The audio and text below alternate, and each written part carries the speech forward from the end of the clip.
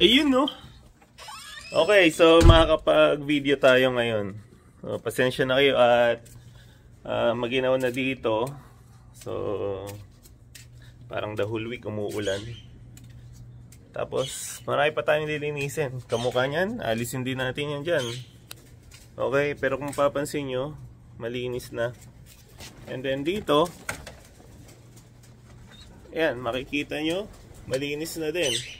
So ito yung pagbabago sa loft natin. Pakita ko na sa inyo. So wala nang mahaba pang eklat-eklat. Let's go. Okay guys, so wala na yung mga umiitlog natin. Ayan.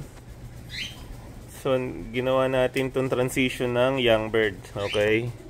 So ibig sabihin, pag nag-produce tayo ng young bird, dito muna natin ilalagay.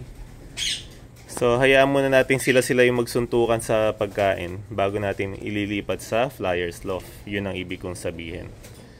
Para hindi sila masyadong nabubugbog. Okay? So yun yung mga huling pinayaya natin. Okay? And then dito, ayan. So may mga naka-ready pa tayong ikakabit doon. Yun lang yan. So mapapansin nyo, wala na ikulungan dito. Ito, alisin din natin yan. So wala na rin kulungan doon kasi yung nandito ay nandoon na. So okay, so ito, yan yung i-out natin. Ito, gusto kong i-keep to. Okay. So yan yung i-out natin. Yan yung binibenta natin ng $100 para at least kahit paano makabawi sa talo. Okay. So bili-bili na, baka maubusan pa kayo. Okay, so pwede nyo rin itong lagyan ng YB. Tapos actually ayun yung sa poop tray nya, pininturahan na rin natin para makinis. So kung walang kukuha, i-fold muna natin yan, tatago natin dito. Same thing with this. Kaya lang ito, dahil nag-uulan, ginamitan natin ng cover. Nilagay muna natin dito, pero alisin din natin yan syempre. So itong mga nandito, wala na halos, yung mga inaakay na lang nila yung nandyan. And then kung may mag-egg dyan, which is nangyari na nga, ayun, iaalisin natin yan, okay? At hindi na natin kailangan silang umitlog for now. At nagre-ready na tayo sa breeding season. Actually ito pinangyaya natin. Okay, so okay lang yan. And dito, kung natatandaan nyo yung separation natin ng cock and hen ay nandito noon. Tapos kennel siya na pang Great Dane, which is malaki na rin. Pero syempre hindi yun enough para sa mga stock natin. So ito yung dating flyers loft natin na nandito. So naging stock loft na lang sila ng hen at saka cock. So dito may nakahalo pa rin dalawang cock for now kasi nga may niyayaya pa sila. But sooner, in 2 weeks siguro tapos na. So ilipat ko na sila doon kasi ikakana natin sila sa OB. So ito yung mga young hen. Ito yung cock pala. Ito yung cock, ito yung hen.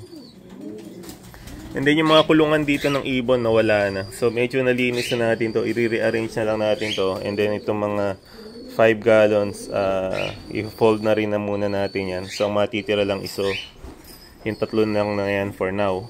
Kasi yun lang naman ang kailangan natin para magkaroon tayo ng space. And then yan, yung basurahan natin yan. So kaya lang masyado maginaw kaya hindi natin makana pa. So dito rin kahit pa paano malinis na din dito. Ayan, okay. So hindi tayo naglalagay dito. So kahapon nag-harvest tayo ng sayote. Kakalbuhin na rin natin yan. Pero dahil marami pang bunga, hayaan lang natin makalipas yung bunga and then kalbuhin na natin. Okay. And then finally makakaani na rin tayo ng lemon kahit 4 na piraso. O yan. So ang problema lang natin ito, lagi itong nagkakalat. Ayan o. So every day tayo naglilinis. Silipin nyo sa gilid. Tsaka mapapansin nyo ito, naka-pavers na to lahat. Pinavers ko na yan. Okay, kasi napansin ko yung mga mababait nagtatry maglungga doon. So ngayon, dead ball na silang lahat. Okay. So kinikip natin talaga na malinis to every single day. So ayan, maluwag na tayo. So pwede na tayong magstay dito habang nag-aabang ng pauwi. Okay, and then yung mga kulungan doon, sinabit ko na dito, especially ito yung nandun sa gilid. Tapos ginawa natin sila ng mga room nila para hindi sila ginawin ngayong winter. Okay, so ito yung kakagawa lang natin na room ni Windy. Okay, so dyan sila nakalagay. Yan ang ano nila ngayon. Bagong lugar nila. Malamig pa talaga actually. Sobrang lamig guys. Hindi pa yung kasagsagan. So ito, ikakabit natin yan doon. Kasi hindi ko gusto yung size na yan. Parang makakasuot pa yung may makasuot na kung ano mang maligaw na hayop. Eh, ipiprevent na natin yun na mangyari. Okay? Para hindi nila masungkit yung ilalim. Okay? Yan. So, ito yung plano natin noon na iniisip pa lang noon na execute natin ng automatic viewing. So, yan ang nangyayari ngayon. Automatic silang lumalabas and then pumapasok. So, hindi tayo nahirapang magpabait ng ibon actually. Kahit busy tayo, sila na nag-training sa sarili nila habang tulog tayo. Okay? So ito, yung double door natin, kinlose na natin yan for now. And then yung access sa gilid, zinip tie na muna natin para lang safe yung mga nandito. So ngayon ito, nilagyan din naman natin to ng insulation sa taas. Okay. May insulation na yun sa taas, ayan. Pero in between, meron pa ring labasan ng liwanag. So ngayon, ito iniisipan ko kung lalagyan ko ng parang naiko-close na bintana kasi nga malamig. Okay, so tinesting ko na to. Nagpausok tayo sa loob bago natin lagyan. Talagang hindi na stack up yung usok. Okay, so maganda ventilation niya kasi nga sa ilalim may ventilation, sa ceiling may ventilation, sa gitna and then sa harapan. Okay, so and then sa gilid mayroon ventilation. Yung kala nyo to sarado pero labas-pasok ang hangin dyan sa gilid. Ayan o, may access pa din. So pinag-isipan din natin maigi yan. And then ito, nilagyan din natin ng alulod. Okay, so yung tubig tutulo lang at gagapang dyan sa puno natin. Yun. So yung pinalalabas din natin na white ornat, nakapagpalabas naman tayo, kaya lang hindi lang pure white. Nagkaroon nung tumagal-tagal, nagkaroon ng bakas, especially sa buntot. Dati isa lang, ngayon dumami. So yan, at least majority is puti. And then dito, yan lang magiging ito naman, ilalagay din natin to doon sa loob. Kasi nga napansin ko, ayan, buksan natin. See, naiwanan ko nakabukas the whole night. Kaya lang, dahil merong spring, nakikip niyang sarado. So, yun din ang purpose kaya natin lagyan ng spring. So, doon natin siya ilalagay, pasintabi at madumi na naman, kakalinis lang natin yan. So, ilalagay natin doon kasi sumisingit yung dumi. So, i-spray din natin yan. Pero pagka umanas siguro, umaraw-araw, para hindi ginawin masyado yung ibon, i-mount natin yan doon para pag kinayod natin, okay pa rin. Mas madali kayo rin. At saka, kaya itong kahoy itong ginamit natin, yan, sarado na muna natin. Kaya itong kahoy ng ginamit natin, kasi may may uki to sa gilid, ayan. So ito yung nasa wall na part, ito yung nandoon sa kung saan tayo magkayod. Ilalagay lang natin dito yung parang dustpan. Makakayod na natin dumi. So piniturahan na rin na muna natin. Single coat lang to kasi lumalamig na. Tsaka kahapon medyo masungit panahon, pero buti na pinturahan pa rin natin. At least maging kakulay pa rin bago natin ikabit. Tapos ito, kakat lang natin to ng konti lang kasi hindi naman natin totally sasara yun. Gusto ko meron yung tipong mga 1 inch lang yung lilitaw. na butas niya sa harapan. Yun lang. Kung isipin nyo, paano ko siyang ni-rearrange, kasi nga, pinag-isipan na natin yan. Nilagyan natin ng gulong. Ayan. Parehas may gulong yan. Okay? So, pag i-move forward ko siya, itineturn ko lang din yung gulong papunta dito sa harap para mas madali itulak. And then later on, napansin ko, ayan, kasi nga may weight na, ayan, nagkaroon na ng difference yung reverse natin. Pero okay lang yan. Madali lang yan. So, yan ang kinalabasan. So, ito yung maintain natin. Tapos ito, temporary lang to. Don't worry. So, alisin din natin yan. And then, probably next year, wala na rin to. Kasi ito, ilalagay natin doon sa loob. Kasi gusto ko na lahat na sa ito na lang talaga. Okay? And then yun.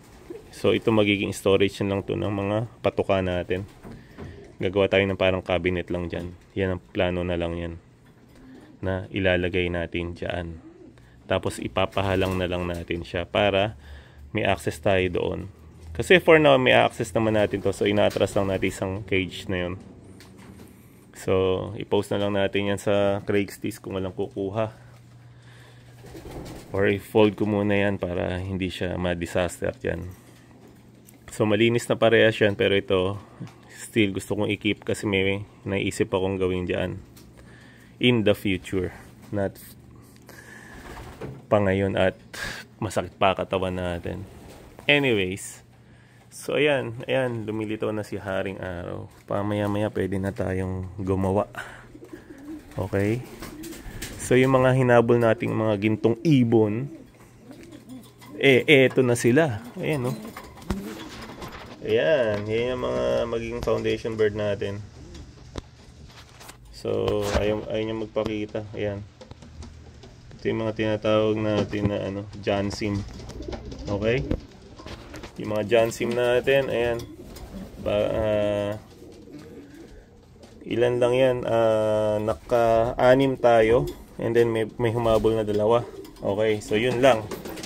Kikip lang natin yun. And then ito nga pala si magiging key hen natin. Breeding hen for this coming year. So i-reveal natin yan in the future kung makikerry niya yung pangalan nila. Okay? So, congratulations sa Racing Pigeon Group. Okay? Sana maging successful pa tayo for next year. At least kahit pa paano nakabawi yung grupo. Okay, shoutout sa inyong lahat. Huwag na natin patagalin, and happy Thanksgiving sa lahat na magta-travel. Ingat-ingat lang kayo.